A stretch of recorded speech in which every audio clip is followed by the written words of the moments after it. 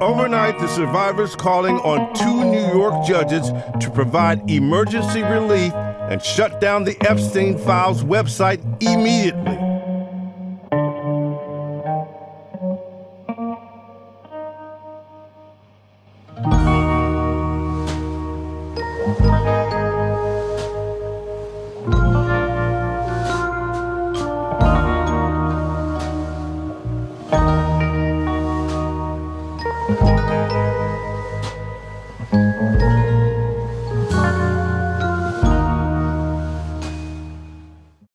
The world of the ultra-elite is often shielded by a veil of luxury, philanthropy, and exclusive galas. But beneath the surface of high society New York and private Caribbean islands, a darker mechanism was at play for decades. Jeffrey Epstein was not just a financier, he was the architect of a global blackmail machine. For years, he operated in plain sight, surrounding himself with the most powerful figures on the planet. But as the 2024 unsealed documents have revealed, the Epstein list wasn't just a collection of friends. It was a ledger of influence, secrets, and systemic abuse that the world is only now beginning to fully comprehend. For years, the public demanded one thing: the list.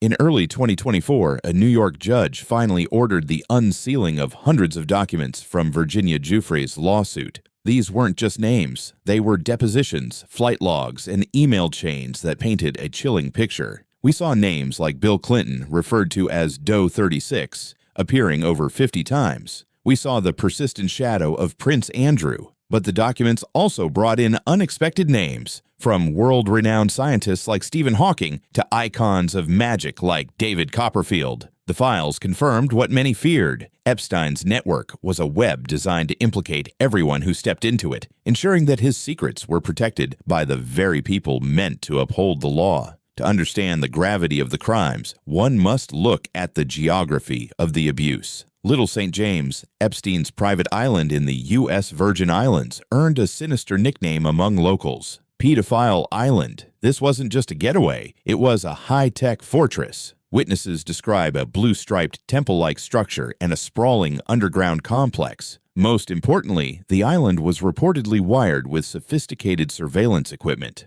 Why? Because Epstein's true currency wasn't money, it was leverage. Every prominent guest who stepped onto that island was a potential target for blackmail, ensuring Epstein's immunity from prosecution for nearly 2 decades. Epstein's reach wasn't limited to a single island. His private Boeing 727, infamously dubbed the Lolita Express, served as a mobile venue for his crimes. Flight logs from this aircraft have become the Rosetta Stone of the investigation. They track the movements of presidents, billionaires, and celebrities. The logs don't just show who was on the plane. They show a repetitive pattern of young women being transported across international borders, bypassing standard customs and immigration protocols through private terminals. This was a logistics operation of human trafficking disguised as the lifestyle of the rich and famous. No discussion of Epstein is complete without Ghislaine Maxwell. The daughter of a disgraced media mogul, Maxwell provided Epstein with the one thing he couldn't buy easily: social legitimacy. She was the gatekeeper to the British aristocracy and the New York elite.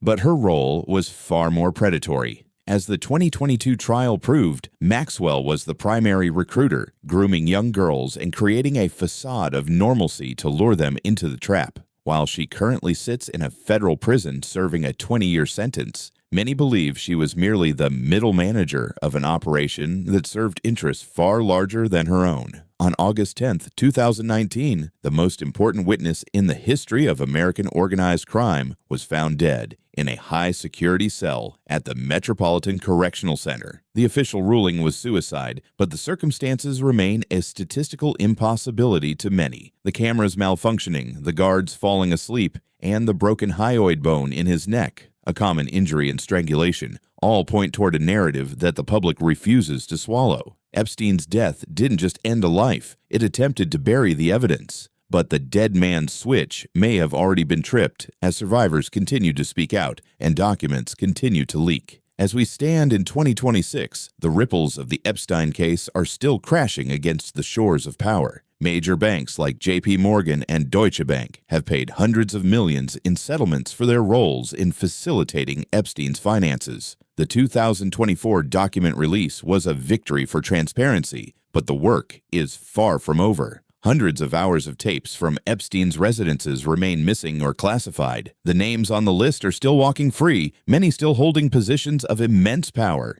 This story isn't just about one man's depravity, it's about a system that allowed it to flourish. It's about the victims who refused to be silenced and the journalists who refused to stop digging. Jeffrey Epstein may be gone, but the ghost of his empire still haunts the halls of global power, reminding us that no matter how deep the secrets are buried, the truth has a way of rising to the surface.